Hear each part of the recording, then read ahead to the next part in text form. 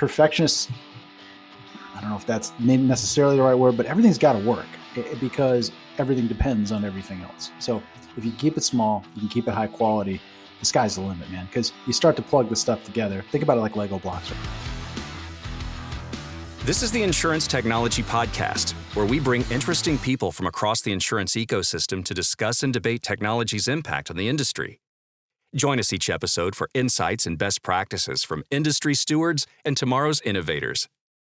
Now, here's your host, Reid Holsworth.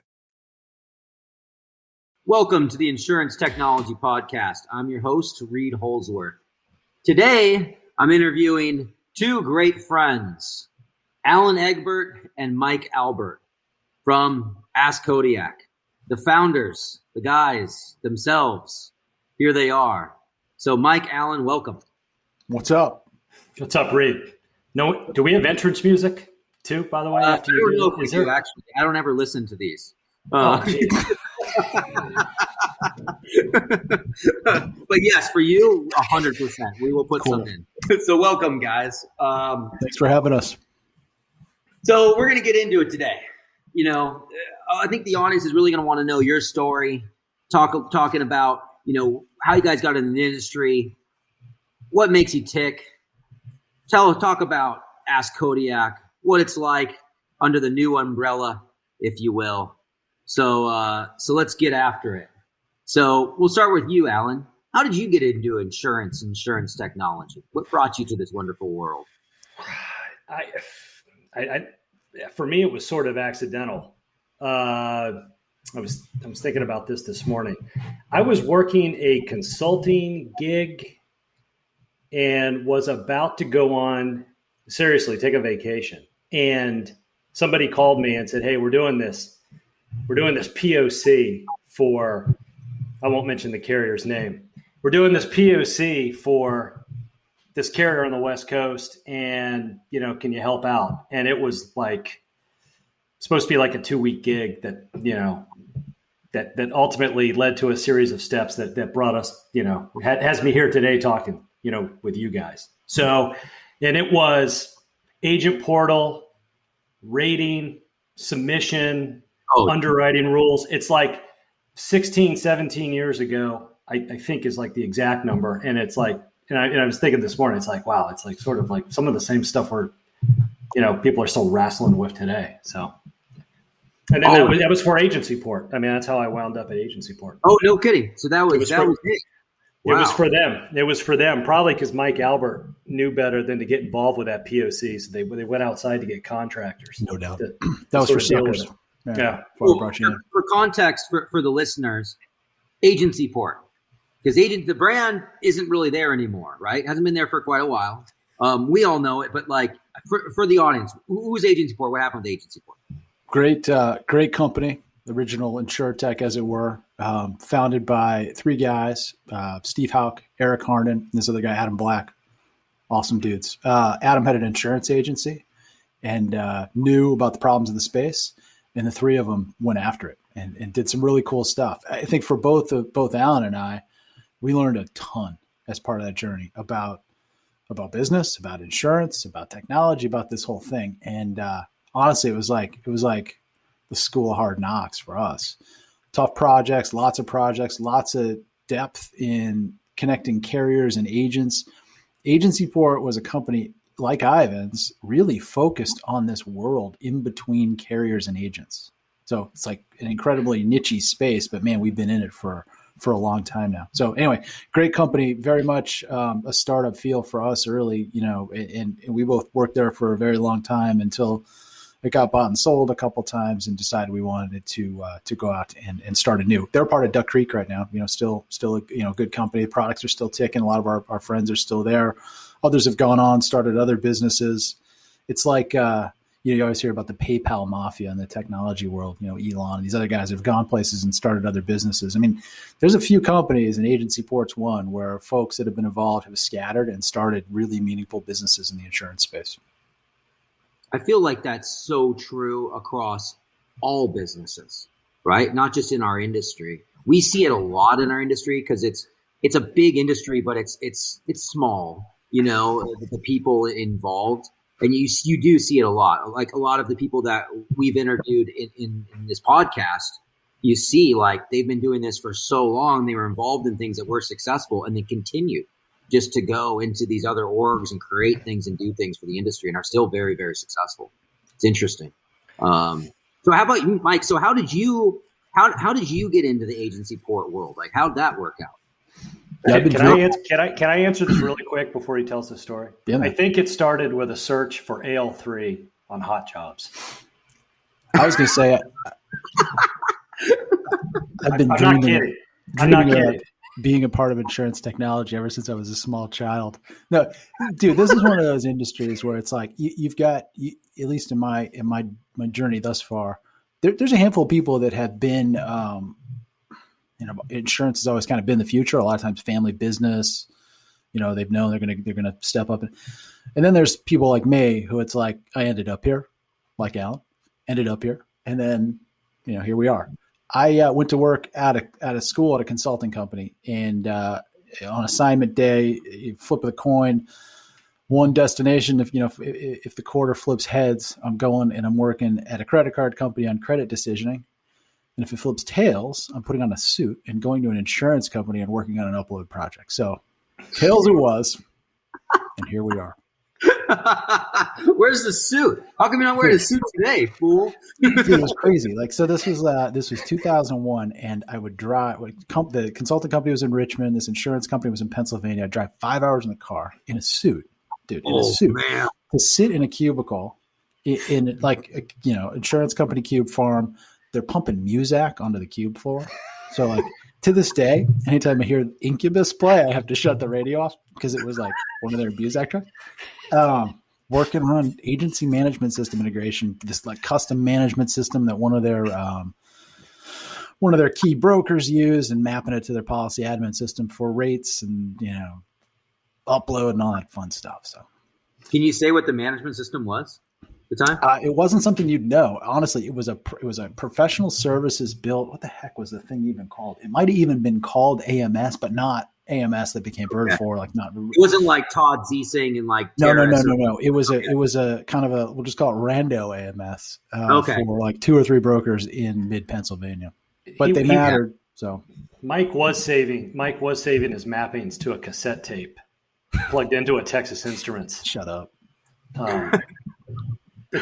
The TI 3600, TI 81, playing TI 81, Commodore 64. But didn't AgencyPort though find you because some like Eric? Yeah, no, your hot job story is true because then I had AL3 and upload on my resume, and I think it was Eric who I mentioned, Eric Harden. Yeah, one hit showed up on Hot Jobs with AL3. That's hilarious. That is so funny. I could totally see that. So my favorite AL3 element. Anyway. Yeah. Skills. So everybody that's listening out there that's looking for a career, just put AL3 on your resume somewhere. Somebody will find you. They're after it. Totally. Totally. Dude, the make it a keyword. Make it a keyword on your resume. Just watch the doors open. It's on Indeed. It's like a yes/no field. Like it's just sort of, it's built in there. AL3 checkbox, yes, no. So. All right, so you guys got together, AgencyPort. That's where you guys met. Tell us about that. When was it love at first sight? What's going on there? Am I wrong? We didn't exactly hit it off initially, did we? Yeah, I don't like people, so that's an issue. Yeah, neither of us are really people person. So that was, I don't think we were going to lunch initially. You were always, I think initially I was probably working more on the services stuff and then maybe the sales stuff. And you were more product focused. But I think we started working together a lot on ultimately the sales stuff. And I don't know, for me, I sort of remember, I think we were in Florida at FCCI, and I just remember it was like we were there with Eric and Steve. It was you and I with Eric and maybe just Steve, and then Steve got up at 10:30 and said he had to catch a flight and just walked out the door. Did you and I sort of finish the meeting for the next hour or so? Do you remember that? I do. Yeah, no, I do. Is that, am I missed? Is that, I mean, I remember he's like, hey, I got to go. I got a flight to catch. And I sort of looked at him like, wait a minute, aren't we all leaving together? And you and I stayed there to finish the meeting.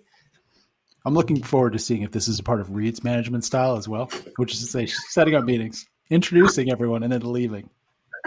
Well, 100%. Get a coffee, get a snack, and then leave on a high note.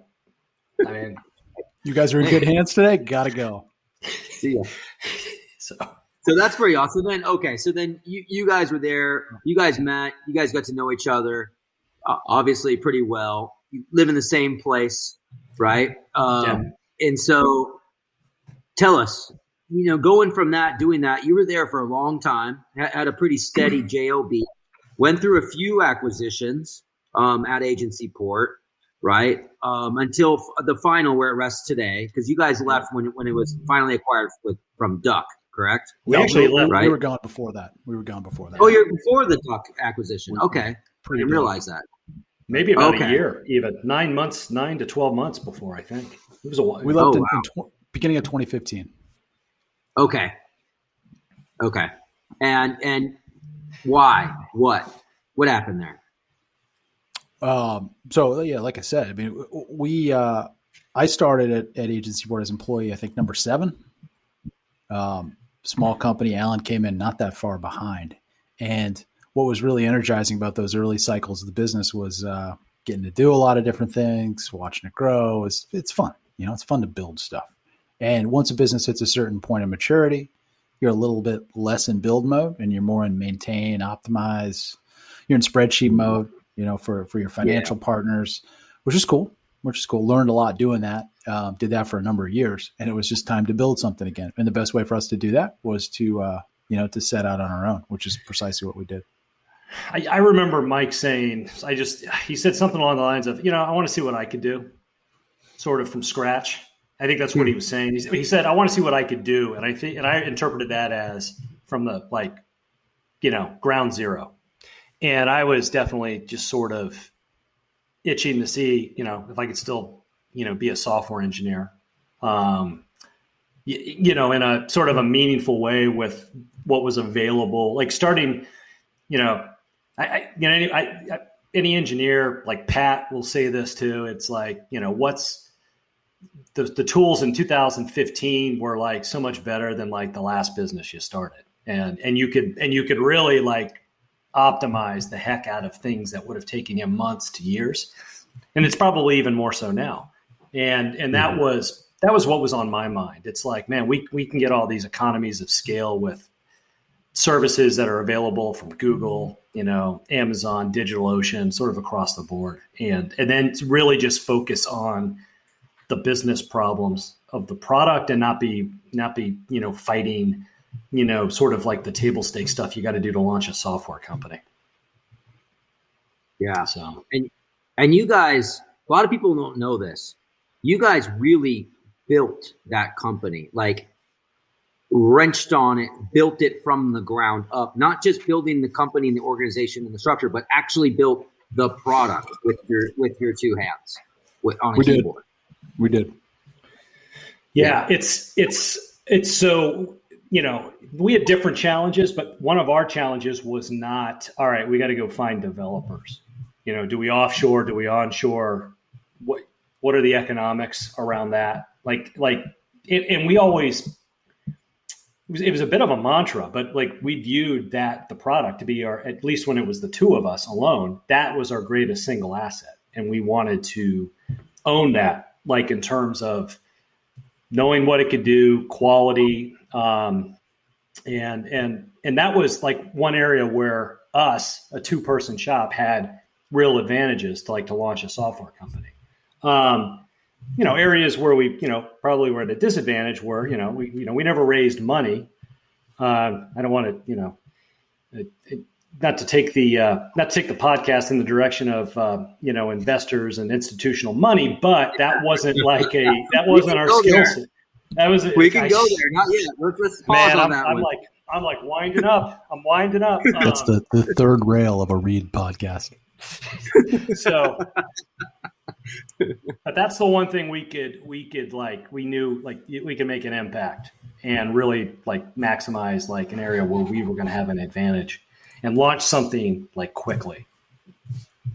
So, I mean, it's actually very impressive what you guys have built. So for the listeners, a lot of people, Ivan's recently acquired Ask Kodiak. Okay. And we did a lot of due diligence. And part of that is doing all the code scans, making sure everything's good. You know, how does the tech look? I've said this, people don't believe it, but the company that did the code scans, this is all they do. They literally said it was the best they've ever seen, ever. You guys consider yourselves perfectionists? I mean, because that is pretty perfect. I mean, in all seriousness, like, do you actually consider yourselves perfectionists? No, dude, you got to sweat the details, especially when it comes to software and especially when it comes to a platform. Think about it like building blocks, right?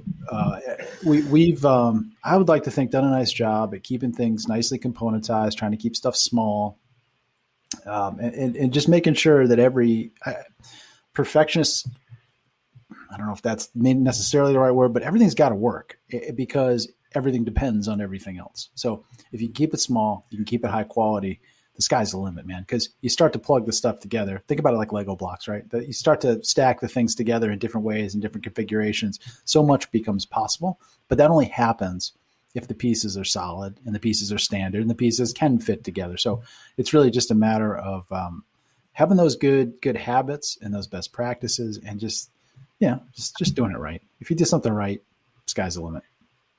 I mean, I think look, you said it earlier. It's like we learned so much, in that first business. And then you go through, we went through a few acquisition events and you sort of know like how you get, if you ever wind up in that situation again, you don't want to be running around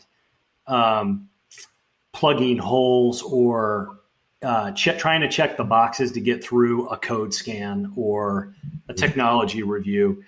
And I mean, from day one, we were writing tests. We were putting things in place. Like it was without a doubt. I mean, it was the most disciplined project endeavor. I mean, I've ever been involved in. Everything is so automated because we had to scale ourselves. And that meant, anything we could automate from testing to proactively monitoring, is stuff up, is stuff down, is the memory getting too big on the box because something's happening? Like everything was very, very like proactive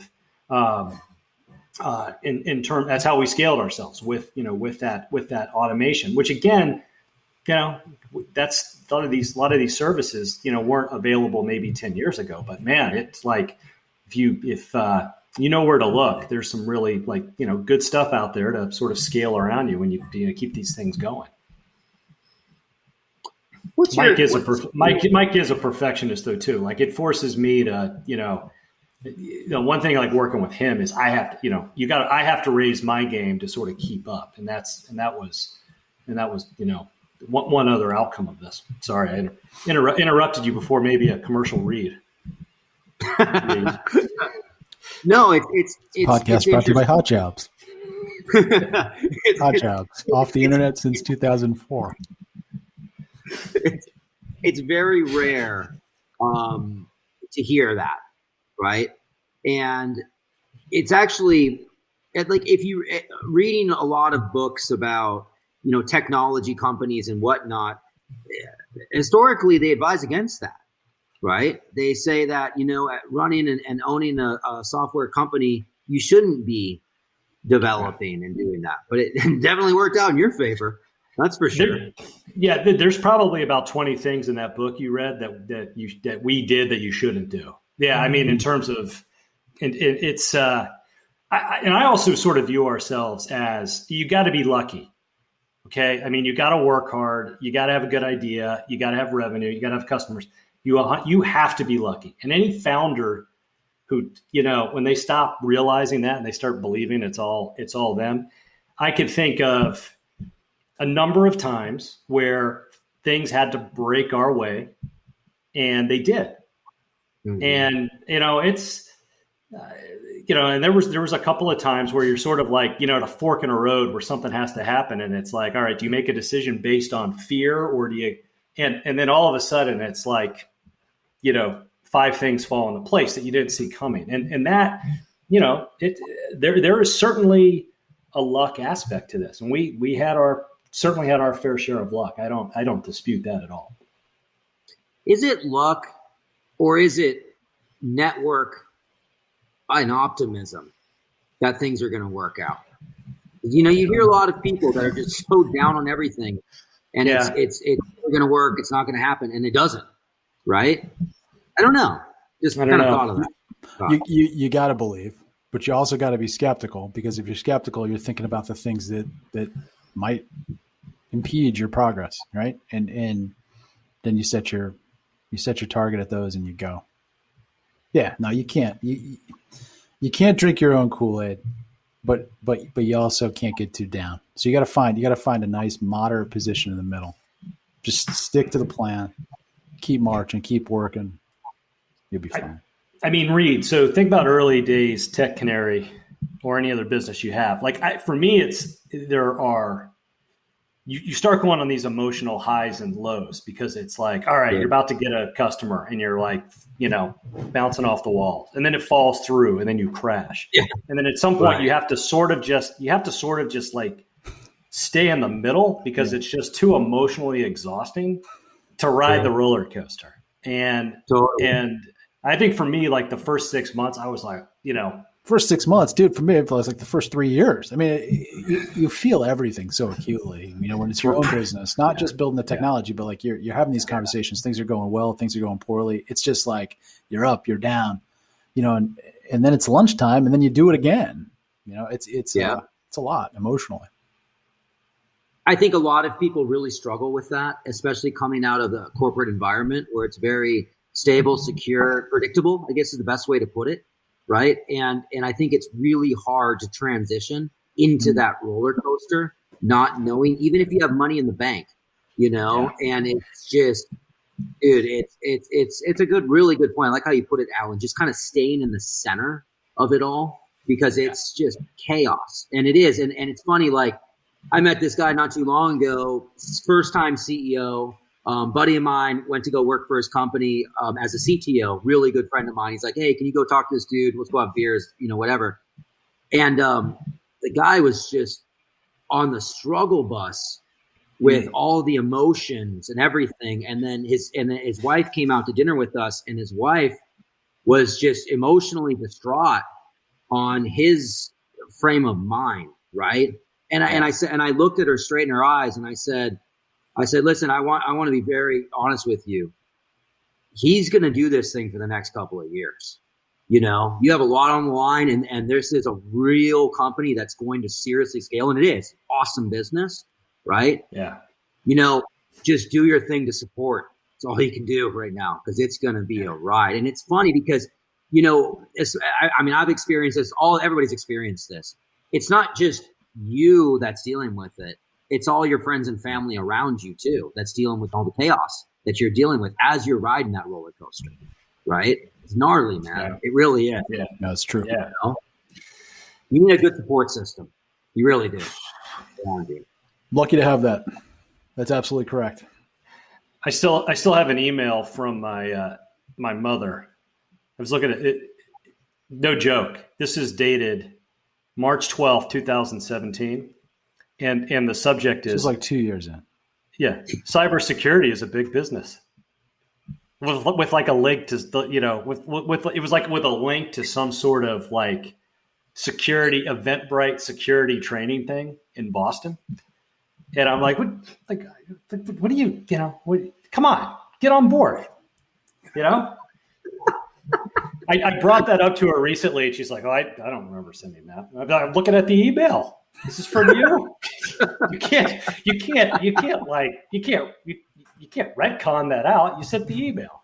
She's like, I didn't mean it the way you thought I meant. But, yeah, I mean, people, your family worries. I don't recall for me, it was easier than Mike, because I don't have a family to support, or, he's got, you still have school vacation. You still, have things, you can't put like life on hold to do these things.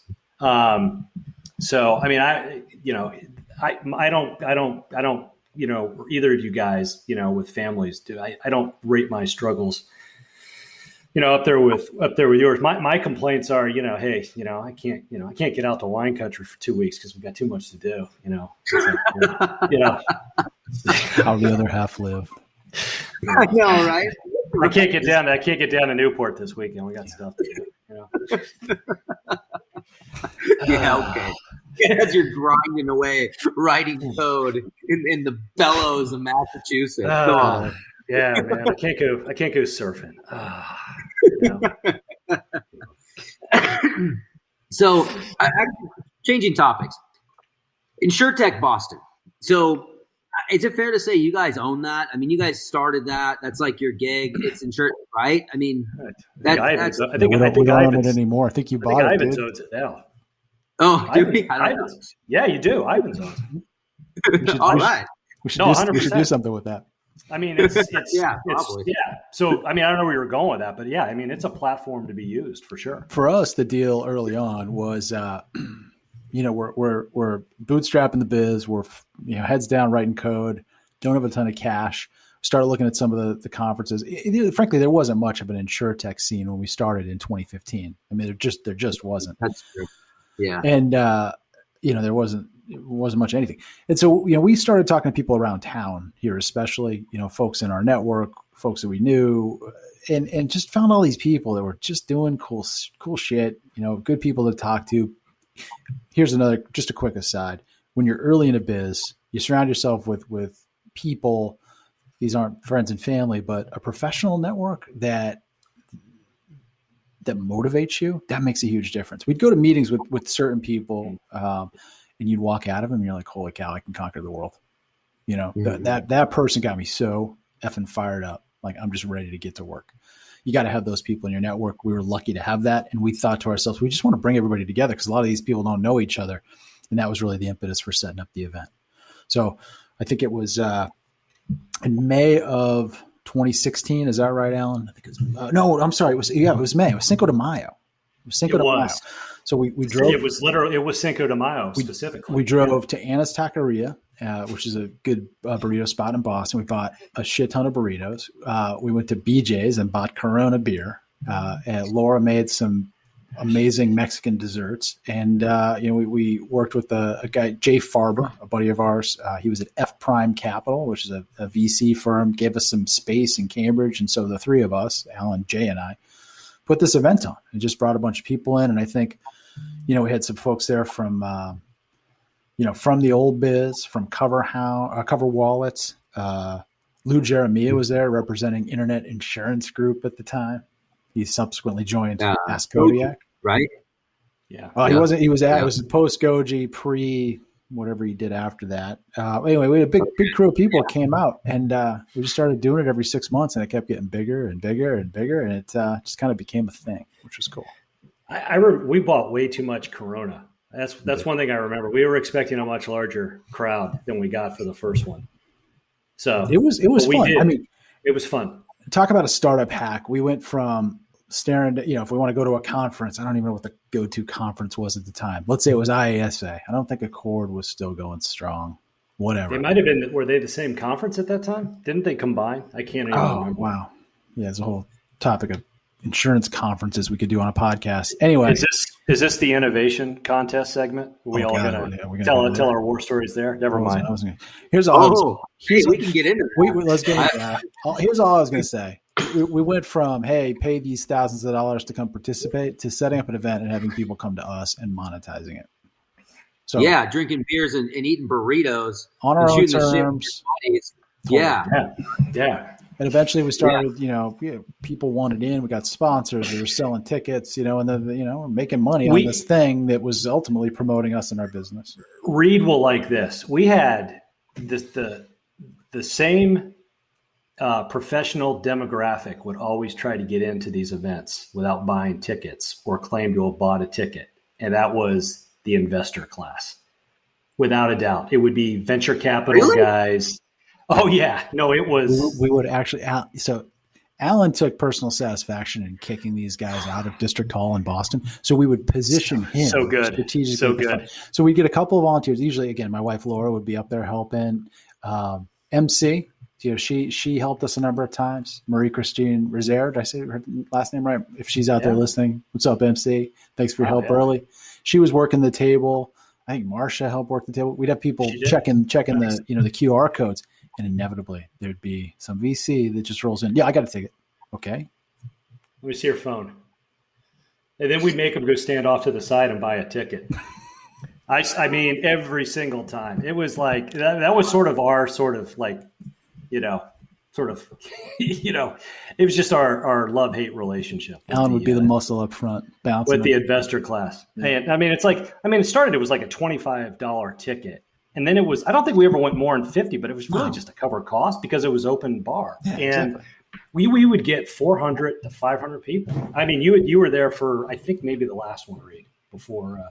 Was it the last? That was a while ago. It was a while ago. But, COVID set in and we haven't done anything last year. So that was a great event. It was good. Yeah, we had a lot of fun. It was a good time, man. I love Boston too. Boston's such a great town. Boston's a cool town. Agreed. Yeah, it is. Huh. Yeah. So let's do this. Why bootstrap? Control. Why bootstrap? So some of the listeners that have listened to these podcasts, they've probably cut some of this out. But I really push bootstrapping organizations as much as you possibly can in the early days. I don't think it makes sense long term, I think, but in the early days, I really believe in bootstrapping. For a lot of reasons that I'm not going to go off on a tangent on, but what are your guys' thoughts? You guys bootstrapped all the way through, little friends and family here and there type stuff. Same thing with me, So what are your thoughts there? It's, again, I think, I mean, Mike may answer this differently and it'll probably be more interesting than what I'm about to say. But for me, there was the AgencyPort blueprint was initially bootstrap, friends and family. So that's what we knew. And the second thing we knew is you got to get customers, and you can figure out if you've got something to yield customers really quick. And that's where our laser focus was on. I do think, and this is the last thing I'll say, and I'll see what Mike says. I do think initially early on, there is too much of an emphasis on taking a victory lap with that funding, because that's when stuff gets real. So you could either take money from customers and figure it out, or take money from an investment fund and figure it out. And I'll tell you, for my druthers, I'd much rather make my customers happy than try to figure out, how to pay back a multiple with a group that doesn't really understand the ins and outs of insurance and what the economics are. It's because there's some irrationality, I think, even to this day, in terms of, what you're going to get back out of, an insurance investment. Yeah, that's fair. I mean, that's fair. Part of the impetus for us was wanting to build the business that we wanted to work for. And that's a heck of a lot easier if you're making the calls. You can make the calls if you don't have somebody, sitting at the table going, "Whoa, wait a minute, blockchain's the thing now. You guys got to do a blockchain play." Like we could jam on what we thought was important, and we could decide what was important based on what our customers were telling us. And that ties into my second point. And this is more of a retrospective point than an intentional, initial thing. You got to be really almost desperately hungry to be good at this, especially early, to get the business off the ground. You got to be in that, oh dude, what are we going to do? How are we going to make this work kind of mode, the fight or flight kind of thing. You got to be ready to fight, and not having a cushion of capital in the bank really forces that issue. It's we got to do this, man. I literally need to pay my mortgage, so we got to get this deal done. It's a strong motivator. It gets it done. That wasn't clear to me going in, but certainly, in retrospect, that was a really important part of us accomplishing what we did. It's scary as all hell to do that, and it is tough. Here's the other side to it too. Here's another positive there. When you have an exit or you go to raise capital, you as an owner have way more equity than going through the alphabet. I know many people that have been acquired after their D round, and they're in the single digits of ownership. Yeah. You know? Yeah. And you look at these huge numbers and these huge valuations, and you look at, they own, literally the CEO and the founder has 5% ownership. Yeah. At the end of the day, it's a good exit. Don't get me wrong, but it's not as good as you think, you know? So watch the alphabet game, watch the whole game they play, and that's where it ends up. And if you can hold off on that, it's way better for you and your family. And then the friends and family that are investing early on. Because, I mean, you go venture, VC, all that, man, you know, you're getting her incubator, right? Yeah. I mean, I'm not saying it's bad. I don't want the listeners to hate on me for this. It's just my opinion. But overall, now there's an argument to be made there that with capital, you can hit the throttle and you can accelerate on a whole nother level. I think you guys were fortunate, similar to me. I was fortunate where we built the product very quickly. We brought it to market very quickly, and we funded our companies by the revenue we are bringing in early on. And then I really like what you guys said, in that you used our customers, and our customers gave us all the feedback and help us mold the company into what it should be, as opposed to our ownership, right? That knows more than we do.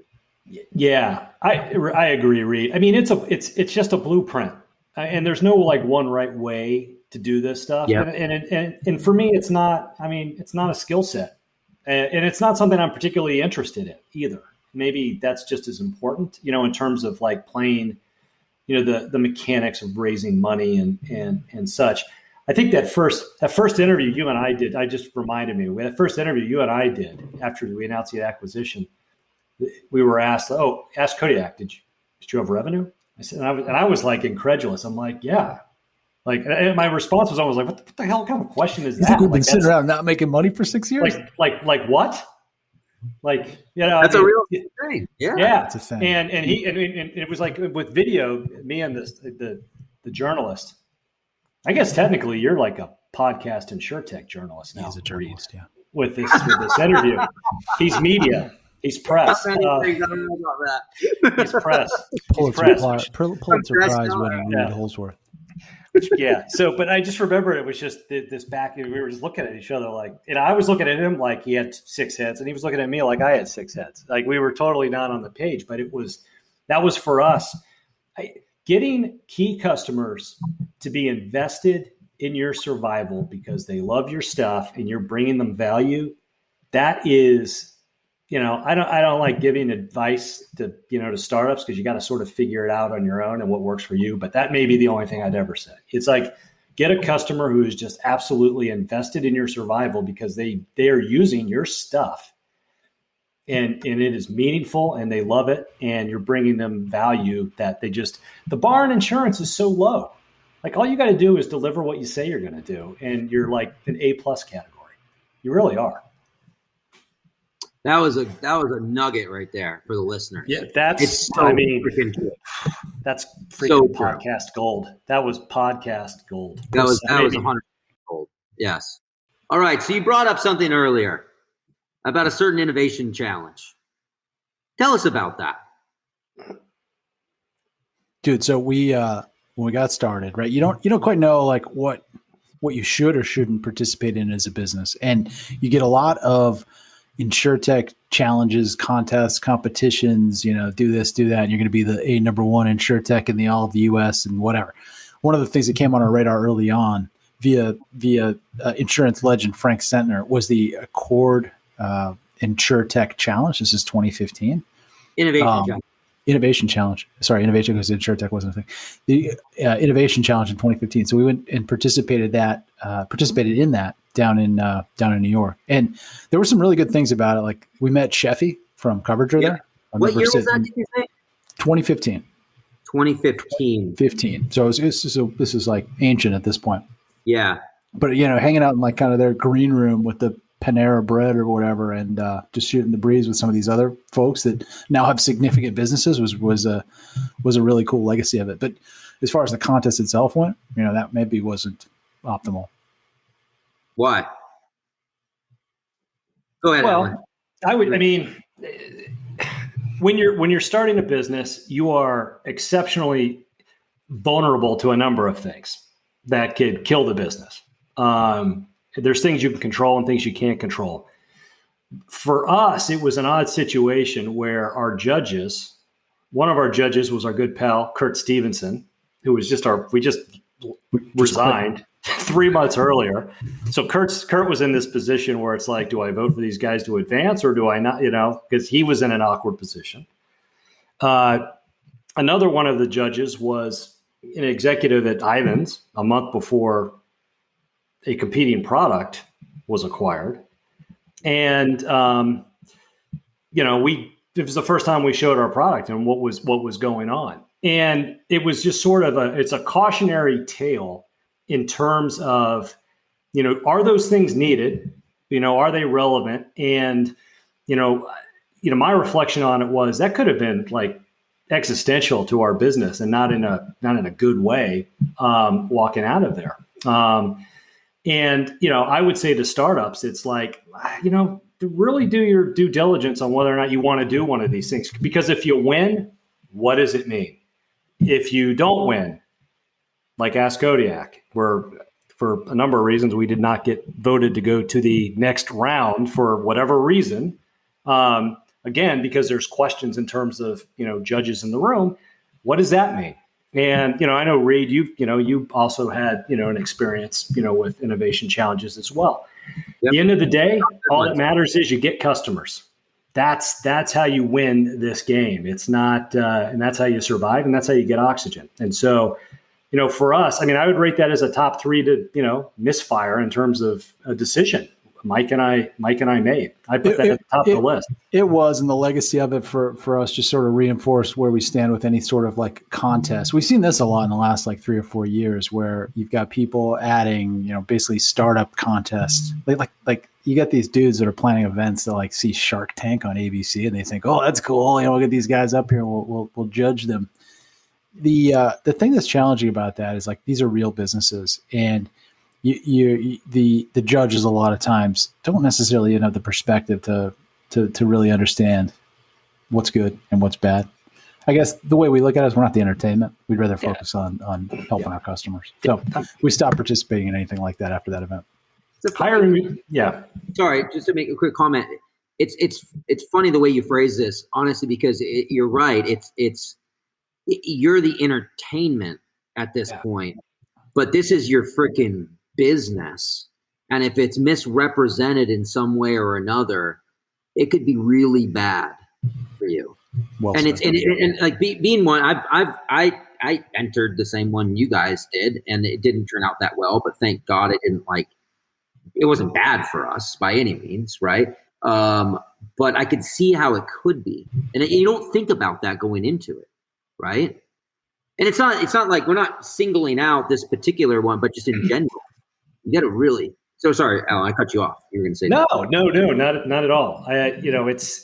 It's I think a theme, all of us, as we're talking about, when you launch a new business, focus on the things that matter to you and are going to give you oxygen to survive your business. And if you think winning one of those things is going to get you a customer, then go for it. But I don't think that's where you get your customers in those type of forums. And I don't tell people, maybe I shouldn't say don't do this or don't do that, but this is what happened to us, and make your own decision. The other thing you have to be careful of too is hitching your horse to that, right? And so that may not be the best for you long term, being a part of that brand. And as a bootstrap startup guy, you're looking at free press. This is great. I'm going to get the eyeballs, right? Yeah. But what's the perception, And I hope people don't take this as we're singling out a certain company that's doing this or whatever. But in general, I think it's good advice. Really look at that, because we entered a bunch of them, early on. And I look back at it as you brought this up, and I'm like, what a waste of freaking time And if I would have won I'm not going to name names or whatever, then I'm like tied to them. Yeah. Like I've done this with like big SIs were doing it at the time and stuff like that. And it's like, I'm not going to name names because whatever, but like now I'm tied to them. What does that mean for the other SIs? Right. Or if a carrier does that, what does that mean for the other carriers that are their competitors? That's right. If you've got, I mean, you got to think about it this way. You're lending them your credibility, which maybe is a good thing, but do think about it that way. These are all businesses.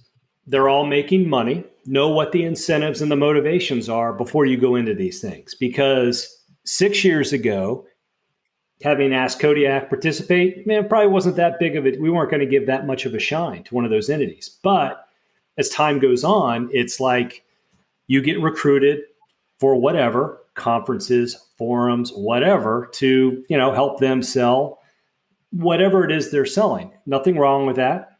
I love capitalism. I love revenue. But that's what the incentive structure is. It's not about necessarily you getting that key customer. It's maybe it's somewhere in the priority list, but it's not at the top of the list in terms of how those things are incented to get people to participate. So, yeah, it's very, very, very well said. So it's a tricky thing, and it's tough, especially when you're bootstrapping because you don't have a lot of cash, right? And it does open doors in a lot of ways. And like you guys said, you met some really cool people doing that have successful companies today, right? But they weren't picked, right? Yeah. I mean, it's like, look, I always say, when you look at accelerators or contests, get the sponsors to say, what are the success stories coming out of there? Get them to name them and what's the list? And then weigh that in terms of value to you, So. All right. Awesome. Well, thanks for that.